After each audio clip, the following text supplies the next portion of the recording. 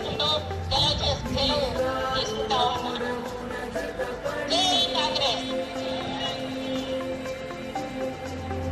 Thank you madam. నిజానికి మాకు agenda ఉంది.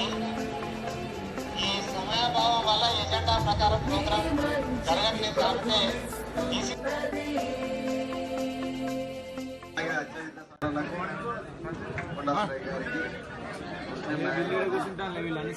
అందరికి కూడా పేరు పేరున నమస్కారాలు. ఈరోజు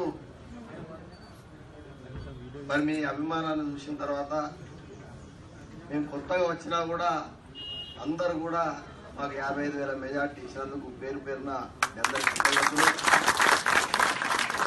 మరి ఆ రోజు ఇన్ఛార్జిగా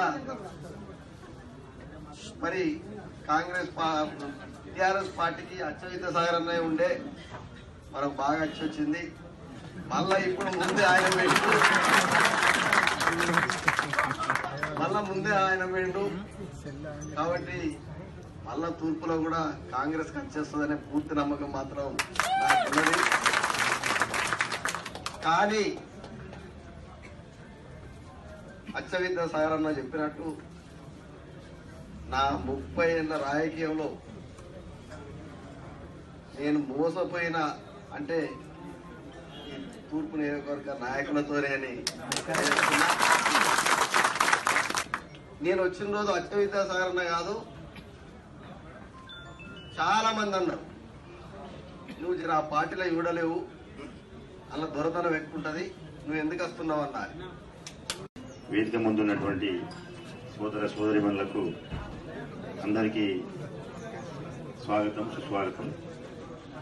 రాజకీయ జన్మనిచ్చినటువంటి కాంగ్రెస్ పార్టీలో చేరినటువంటి కొండా దంపతులకు సాధారణంగా కాంగ్రెస్ కార్యకర్తగా నేను స్వాగతం తెలియజేస్తున్నాను.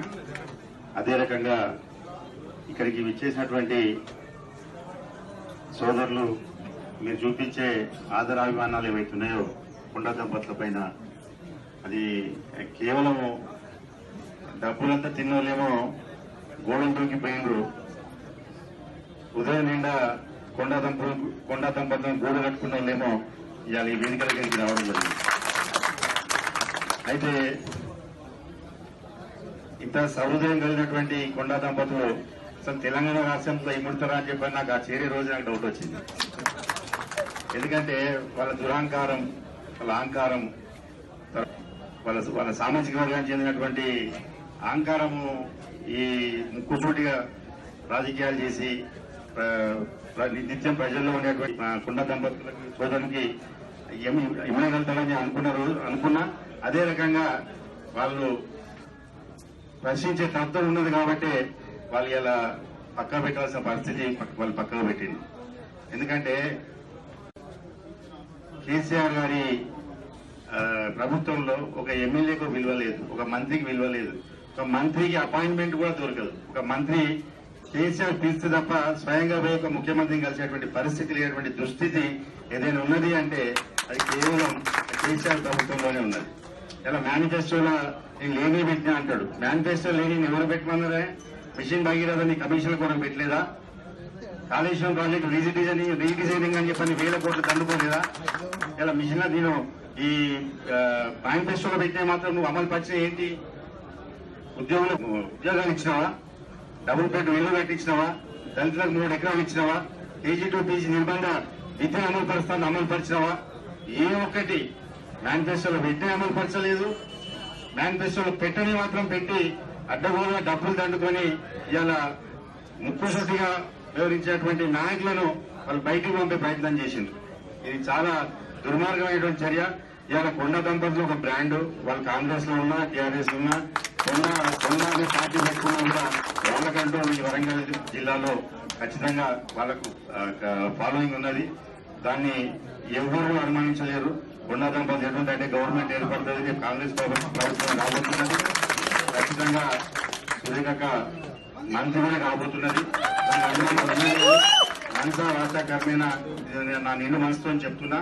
ఇది మనం ఏమున్నా ఇలా అన్న ఇక్కడ రాహుల్ గాంధీ గారి కూడా ప్రమాణం చేసినట్టు అన్న ప్రమాణం చేసిన సీట్లన్నీ గెలిపించుకుంటాడు. దాంట్లో అందరూ ధైర్యంగా ఉండాలి. ఎవరైతే అన్న వెంట ఉండి అన్న సొమ్ముదిని ఆయన రాజకీయాల్లోకి వచ్చిన కాంచి టీఆర్ఎస్కి వచ్చిన కాంచి కాంగ్రెస్ లేదు నాకు తెలియదు కానీ అన్ని రాజకీయాలు అన్ని ఎన్నికల్లో కూడా తన స్వయంగా తన సొంత డబ్బులు ఖర్చు పెట్టుకున్నాడు. పార్టీ స్థితి తులప్రాయంగా కేసీఆర్ ఇంటికే పంపాడు. మరి అటువంటి వ్యక్తిని వాళ్ళు వదులుకున్నారంటే నాలుగులోనే వదులుకున్నారు. నిత్యం 18 ఏళ్ళు 16 ఏళ్ళు కలిసిమెలిసి ఉన్నని నన్నే వదులుకున్నారు. బహిరంగ లేఖ రాస్తే నేను సమాధానం చెప్పారు. బహిరంగ లేఖ రాస్తే సమాధానం ఇయ్యనటువంటి సోయిని దద్దమ్మ కేటీఆర్ ముఖ్యమంత్రి. మన ఫైర్ బ్రాండ్ శ్రీకక్క కూడా చాలా ఎందుకు బయటికి రావాల్సి వచ్చింది, నువ్వు ఎందుకు టికెట్ ఇవ్వవు, మీరు అలా జరుగుతున్నటువంటి అవినీతి ఏంటిది అని చాలా చక్కగా ప్రశ్నించిన తరుణంలో ప్రతి వాళ్ళు కూడా నన్ను అప్రిషియేట్ చేసిండ్రు. ఇంకా ఇవి రాబోయే ఉన్న ఎన్నికల తరుణం మనం ఖచ్చితంగా కొండా దంపతులకు అండగా ఉండి మనము ఇప్పటికైనా కూడా ముళ్ళన్నకు సూచన ఏంటంటే కొంచెం దొంగలు వస్తే వాళ్ళు ఎంటర్టైన్ చేయకండి.